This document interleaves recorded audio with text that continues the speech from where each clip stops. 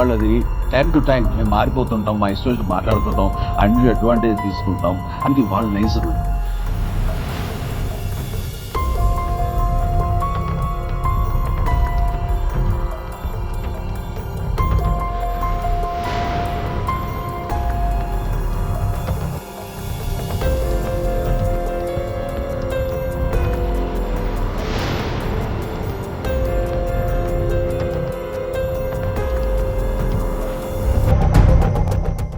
నమస్తే folks, welcome to my channel. Folks, తప్పు మన మీద ఉంటే మనల్ని మించిన లాయర్ ఉండడు. అదే తప్పు ఇతరులపై ఉంటే మనల్ని మించిన జడ్జి ఉండడు. అసలు నేను మాట చెప్పడానికి గల కారణం తెలుగు ఇండస్ట్రీలో జరుగుతున్న గొడవలే. తెలుగు సినీ పరిశ్రమలో ఒక కీలక పరిణామం చోటు చేసుకుంది. కొంతమంది టెక్నీషియన్లు చేపట్టిన బంద్కి మద్దతుగా ఫిలిం ఛాంబర్ సంచలనాత్మక నిర్ణయం తీసుకుంది. ఇక పైన ఎలాంటి సినిమా షూటింగ్లు జరగకూడదని ఆదేశాలని జారీ చేయడంతో టాలీవుడ్ సినిమాలు ఒక్కసారిగా స్తంభించిపోయాయి. ఇక ఇదే విషయంపై ఫిలిం ఛాంబర్ సెక్రటరీ అయిన దామోదర్ ప్రసాద్ గారు మాట్లాడుతూ ఛాంబర్ నుండి అనుమతి లేకుండా ఎలాంటి సినిమా షూటింగ్స్ జరగకూడదని, ఈ నిబంధనలు అవుట్డోర్ షూటింగ్స్ కి మాత్రమే కాకుండా స్టూడియోలో జరిగే షూటింగ్స్ కి కూడా వర్తిస్తాయని, ఈ ఆదేశాలను ఎవరైనా ఉల్లంఘించి షూటింగ్స్ ని నిర్వహిస్తే వారిపై కఠిన చర్యలు తీసుకుంటామని హెచ్చరించారు. అలా ఈ నిర్ణయంతో ప్రస్తుతం షూటింగ్ జరుగుతున్న పెద్ద సినిమాలు కూడా ఆగిపోవడంతో చాలా మంది టెక్నీషియన్స్ ఉపాధి కోల్పోయే పరిస్థితికి వచ్చారు. అంతేకాకుండా దసరా, దీపావళికి రిలీజ్ కాబోయే సినిమాలు ఇప్పుడు పోస్ట్ పోన్ అవ్వబోతున్నట్లు కూడా వార్తలు రావడంతో ఈ సమస్య ఎప్పుడు పరిష్కారం అవుతుందో అని డైరెక్టర్లు, నటీనటులు ఆందోళన చెందుతున్నారు. అసలు బాలకృష్ణకి, చిరంజీవికి మధ్య ఉన్న గొడవలేంటి? ప్రొడ్యూసర్స్ కి, టెక్నీషియన్స్ కి సమస్యలు ఎక్కడ మొదలయ్యాయి? ఇక పైన తెలుగు ఇండస్ట్రీ మూతపడబోతుందా? మోహన్ బాబు వల్లే ఇదంతా జరిగిందా అనే నమ్మలేని నిజాల్ని ఈ వీడియోలో చెప్పడానికి నేను ప్రయత్నిస్తాను. మీరు మాత్రం ఈ వీడియోని పూర్తిగా చూడండి. సొంత బిజినెస్ అనేది ప్రతి ఒక్కరి కళ. ఆ కళని నెరవేర్చడానికి బేబర్ టీ వారు బేబర్ కేఫే ఫ్రాంచైజీని కేవలం 99,999 రూపాయలకే అందజేస్తున్నారు. దీనిలో ప్రత్యేకం ఏంటంటే తందూరి చాయ్. సౌత్ ఇండియాలోనే ఫస్ట్ తందూరి చాయ్ ఫ్రాంచైజీగా వచ్చిన ఈ బేబర్ కేఫ్ 99,999 రూపాయలకే container, kitchen setup, tandoori setup, tea powder మరియు మట్కా టీ కప్పులు లాంటివి ఎన్నో అందిస్తున్నారు.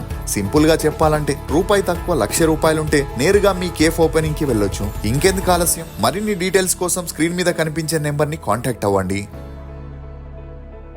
వివరాల్లోకి వెళితే సినిమా ఇండస్ట్రీ పరిస్థితి కరోనా ముందు, కరోనా తర్వాత అన్నట్లయింది. కరోనాకి ముందు సినిమా ఇండస్ట్రీ, ముఖ్యంగా తెలుగు ఇండస్ట్రీలో సంవత్సరానికి 100 సినిమాలు రిలీజ్ అయితే అందులో 50 నుండి 60 సినిమాలు హిట్ అయి ప్రొడ్యూసర్కి లాభాలు రావడంతో సినిమాల్లో పనిచేసే light bye, makeup man, hair dresser, crane, track and trolley team అని 24 క్రాఫ్ట్స్ కి ప్రతి సంవత్సరం 10% రెమ్యూనరేషన్ ని పెంచుతామని ప్రొడ్యూసర్లే ఏకగ్రీవంగా అంగీకరించి ఎంప్లాయీస్ ఫెడరేషన్ తో ఒప్పందం కుదుర్చుకున్నారు. అలాగే ప్రతి సంవత్సరం పెంచుకుంటూ రాగా ఇప్పుడు ప్రతి ఒక్కరికి ఒక కాల్ షీట్ కి, అంటే ఉదయం 6 గంటల నుండి సాయంత్రం 6 గంటల వరకు 1,300 నుండి 5,500 రూపాయల వరకు తమ క్రాఫ్ట్ ని బట్టి పేమెంట్స్ ని తీసుకుంటున్నారు. ఇక అలా ఎప్పుడైతే కరోనా వచ్చిందో అప్పుడే ఓటీటీలు కూడా పుట్టుకొచ్చి జనాలు థియేటర్స్ కి వెళ్లకుండా ఇంట్లోనే కొత్త సినిమాల్ని చూసేలా అలవాటు చేయడంతో అటు థియేటర్ ఓనర్స్ కి, ఇటు ప్రొడ్యూసర్లకి ఇన్వెస్ట్ చేసిన డబ్బులు రాక 100 సినిమాలు రిలీజ్ చేస్తే అందులో 5 సినిమాలు కూడా ఆడని పరిస్థితి వచ్చింది. దీంతో చాలా మంది ప్రొడ్యూసర్లు ఇండస్ట్రీకి గుడ్ బై చెప్పేస్తే ఉన్న కొంతమంది సీనియర్ ప్రొడ్యూసర్లు ఇండస్ట్రీలో ఉన్న 10 మంది స్టార్ హీరోలతో వారు అడిగిన రెమ్యూనరేషన్ ఇస్తూ మూవీస్ ని చేసుకుంటున్నారు. ఇక సీనియర్ హీరోలు అయితే ఇంట్లో ఖాళీగా కూర్చోలేక వారే వన్ ఆఫ్ ద ప్రొడ్యూసర్స్ గా మారి సొంతంగా మూవీస్ ని చేసుకునే పరిస్థితి వచ్చింది. అంటే 50 కోట్ల బడ్జెట్తో ఒక సినిమా తీస్తే 5 కోట్లు కూడా రాని పరిస్థితుల్లో ఉన్న ప్రొడ్యూసర్లు కక్కలేక మింగలేని పరిస్థితుల్లో ఉన్నారు. ఇక గత నెలలో సింగిల్ స్క్రీన్ ఓనర్లు తమకి షేరింగ్ బేస్ కావాలని, సినిమాల్లో వచ్చిన ప్రాఫిట్స్ లో తమకి షేరింగ్ ఇస్తేనే సినిమాల్ని రిలీజ్ చేస్తామని డిమాండ్ చేయగా అందుకు ప్రొడ్యూసర్ కౌన్సిల్ ఇష్టం ఉంటే రిలీజ్ చేయండి, లేకపోతే పర్లేదు అని తాము కష్టపడి చేసిన మూవీస్లో ఎటువంటి పరిస్థితుల్లోనూ షేరింగ్ ఇవ్వమని తేల్చి చెప్పడంతో ఫైనల్గా సింగిల్ స్క్రీన్ ఓనర్లు ప్రొడ్యూసర్ల కండిషన్కి ఒప్పుకొని తమ ఆందోళనని విరమించుకున్నారు. ఇక అలా అన్ని సద్దుమణిగాయ అనుకుంటున్నప్పుడే తెలుగు ఇండస్ట్రీ ఎంప్లాయీ ఫెడరేషన్ వారు తమకి 30% పేమెంట్లని పెంచాలని డిమాండ్ చేయడమే కాకుండా పెంచేంత వరకు షూటింగ్కి రామని బంద్ పిలుపునివ్వడంతో ప్రొడ్యూసర్ కౌన్సిల్ ఒక్కసారిగా షాక్కి గురైంది. ఎందుకంటే సినీ రంగానికి గతంలో ఏదైనా సమస్య వస్తే ఎన్టీఆర్ గారు, ఏఎన్ఆర్ గారు, కృష్ణ గారు ఇలా ఒకరి తర్వాత ఒకరు పెదరాయుడు బాధ్యతల్ని తీసుకొని ఇండస్ట్రీలో ఏవైనా సమస్యలుంటే పరిష్కరించేవారు. ఆ తర్వాత రామానాయుడు గారు, దాసరి నారాయణరావు గారు ఈ పదవిని తీసుకొని సమస్య పెద్దదవ్వకుండా 4 గోడల మధ్యనే పరిష్కరిస్తుండేవారు. అయితే ఎప్పుడైతే దాసరి గారు, రామానాయుడు గారు మరణించారో ఆ పదవిని ఎవరు తీసుకుంటారా అనే చర్చలు ఇప్పటికీ నడుస్తూనే ఉన్నాయి. ఇదిలా ఉంటే 1980 నుండి చిరంజీవి, బాలకృష్ణ, వెంకటేష్, నాగార్జున, మోహన్ బాబు ఇండస్ట్రీలో బ్యాక్ టు బ్యాక్ మూవీస్ ని చేస్తూ ఇప్పటికీ యాక్టివ్గా ఉంటూ హీరోలుగా చేసుకుంటూ వస్తున్నారు.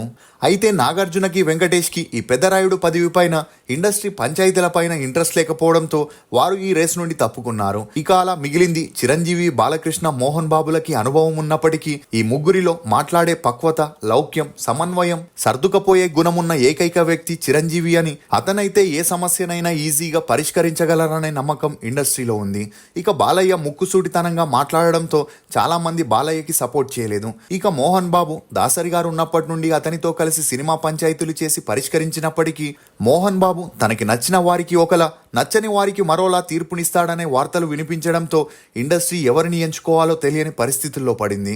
అలా అప్పటి నుండి చిరంజీవి వర్సెస్ బాలయ్య వర్సెస్ మోహన్ బాబు అన్నట్లు ఇండస్ట్రీలో సాగింది. నిజానికి 20 ఏళ్ల కిందటే చిరంజీవికి ఏకగ్రీవంగా పెదరాయుడు పదవినిచ్చేందుకు సినిమా పెద్దలంతా సిద్ధపడినప్పటికీ మోహన్ బాబు 2007లో జరిగిన సినీ రంగ వజ్రోత్సవాల సందర్భంగా మాట్లాడుతూ చిరంజీవి కంటే తాను మంచి నటుడని, అతని కంటే అన్నింటిలోనూ బెస్ట్గా ఉన్న తనకే ఆ పదవినివ్వాలని, సీనియారిటీ పరంగా చూసినా తనకే ఆ అర్హత ఉందని ఆ స్టేజ్పై చెప్పడమే కాకుండా అప్పటి నుండి ప్రతి స్టేజ్ పైన కూడా చిరంజీవిని విమర్శించడంతో ఈ వార్తలతో హర్ట్ అయిన చిరంజీవి ఆ పదవిని వదులుకున్నాడు. ఇక బాలయ్య కూడా మోహన్ బాబు విమర్శలకి భయపడి వెనకడుగు వేయడంతో దాసరి గారే ఆరోగ్యం బాగోలేకున్నా ఎలాగోలా ఇండస్ట్రీ సమస్యల్ని సాల్వ్ చేస్తూ వచ్చిన ఎప్పుడైతే 2017లో దాసరి గారు మరణించారో ఆ పెద్దరాయుడు పదవిలో ఎవరొస్తారనే ప్రశ్నలు అందరిలోనూ తలెత్తాయి. ఇక అలా ఈసారి మోహన్ బాబు ఈ రేసు నుండి తప్పుకుంటే చిరంజీవి వర్సెస్ బాలయ్య అనే పోటీ మొదలైంది. ఇక అలా ఇండస్ట్రీలోని 50% చిరంజీవికి పెద్దరాయుడు పదవిని ఇవ్వాలని కోరుకుంటే మరో 50% బాలయ్యకే ఇవ్వాలని పట్టుబట్టుకొని కూర్చున్నారు.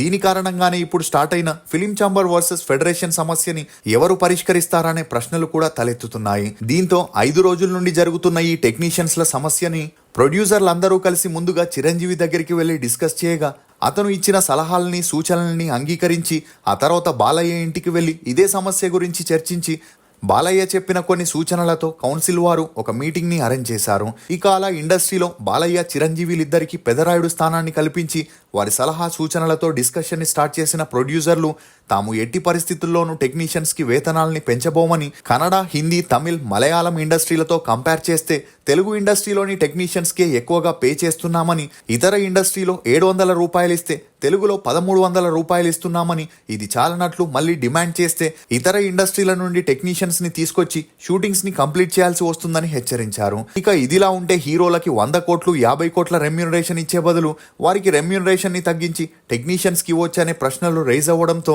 దీనిపై స్పందించిన ప్రొడ్యూసర్ ప్రసాద్ గారు ఒక మూవీలో 1000 మంది పనిచేస్తే అందులో 800 మంది కార్మికులే ఉంటారని, మిగిలిన 200 మందిలో మ్యూజిక్ డైరెక్టర్, కొరియోగ్రాఫర్, అసిస్టెంట్ డైరెక్టర్లు, క్యారెక్టర్ ఆర్టిస్టులు, హీరో, హీరోయిన్లు, డైరెక్టర్ ఉంటారని, అయితే టెక్నీషియన్లని చూసి ప్రజలు సినిమా చూడడానికి రారని, హీరో హీరోయిన్ల వల్లే వస్తారని, అలా ఆ సినిమా థియేటర్లో గాని ఓటీటీలో గాని సేల్ అవ్వాలన్నా హీరో వల్లే సాధ్యమవుతుందని, అదే సినిమా కొత్త వారితో తీస్తే ఒక్కరోజు కూడా ఆడని పరిస్థితి ఉందని, ఇక అలా ఫేమ్ ఉన్న హీరో కావాలంటే అతను అడిగినంత డబ్బులు ఇవ్వాల్సి వస్తుందని, అప్పుడే ఆ మూవీ హిట్ అయి ప్రొడ్యూసర్ సేఫ్ అవుతాడని, అంతేగాని టెక్నీషియన్స్ అందరికీ తాము అడిగినంత డబ్బులు ఇవ్వాలంటే అది అసాధ్యమని, ఇదే పనిని పక్క రాష్ట్రాల్లో చాలా తక్కువకే చేస్తున్నారని, వారిని తీసుకొచ్చి చేపించుకుంటామని చెబుతూ ఎప్పుడు ఆర్టిస్టులతో టెక్నీషియన్స్ కంపేర్ చేసుకోకూడదని చెప్పుకొచ్చారు. అందుకు తోడు film chamber secretary Damodar Prasad గారు కూడా ఈ ఇష్యూపై స్పందిస్తూ టెక్నీషియన్స్ ధర్నా చేయడం పక్కన పెడితే ఇప్పుడు ఏ మూవీ షూటింగ్ చేయకూడదని, technicians, producers terms and conditions కి ఒప్పుకునేంత వరకు అవుట్డోర్ లో ఉన్న సినిమా టీమ్స్ ఇమీడియట్ గా షూటింగ్ ని క్యాన్సిల్ చేసుకుని హైదరాబాద్ కి వచ్చేయాలని, ఒకవేళ రాని పక్షంలో వారిపై కఠిన చర్యలు తీసుకుంటామని హెచ్చరించడంతో పలు మూవీ షూటింగ్లని ఆపేసుకొని అందరూ హైదరాబాద్ కి వచ్చేయగా ఇప్పుడు టెక్నీషియన్స్ కి ఎదురుదెబ్బ పడిందనే చెప్పొచ్చు. ఇక ఒకవేళ తెలుగు సినీ కార్మికులు ప్రొడ్యూసర్ చెప్పిన కండిషన్స్ కి ఒప్పుకోకపోతే కొత్త టెక్నీషియన్స్ కి మరియు ఇతర స్టేట్ వారికి అవకాశం ఇచ్చేందుకు రెడీగా ఉండడంతో ఎంప్లాయీ ఫెడరేషన్ కి పెద్ద దెబ్బ పడే అవకాశం ఉన్నట్లు తెలుస్తుంది. అయితే ఫెడరేషన్ వారు మాత్రం తమకి చిరంజీవి, బాలయ్యపై విశ్వాసం ఉందని, వారు తమకి న్యాయం చేస్తారనే నమ్మకం ఉందని చెప్పడంతో ఇప్పుడు ఈ న్యూస్ అన్ని చోట్ల హల్చల్ అవుతుంది. ఈ ఇష్యూపై మీరేమనుకుంటున్నారో మీ అభిప్రాయాన్ని కమెంట్ సెక్షన్లో తప్పకుండా తెలియజేయండి. ఫోక్స్, మనిషికి మనీ మాత్రమే ముఖ్యం కాదు, మనశ్శాంతి కూడా ముఖ్యం. మనసులో ప్రశాంతత లేకపోతే ఎంత డబ్బున్నా వృధా ప్రయాసమే. ఇది ఫోక్స్ టాలీవుడ్ ఇష్యూపై కొన్ని నమ్మలేని నిజాలు. ఈ వీడియో మీద మీ అభిప్రాయాన్ని కమెంట్ సెక్షన్లో తప్పకుండా తెలియజేయండి. మేము చేసిన ఈ వీడియో మీకు నచ్చినట్లయితే ఒక లైక్ ద్వారా మీ సపోర్ట్ని మాకు తెలియజేయండి. For more interesting videos please subscribe to CR voice. Thank you.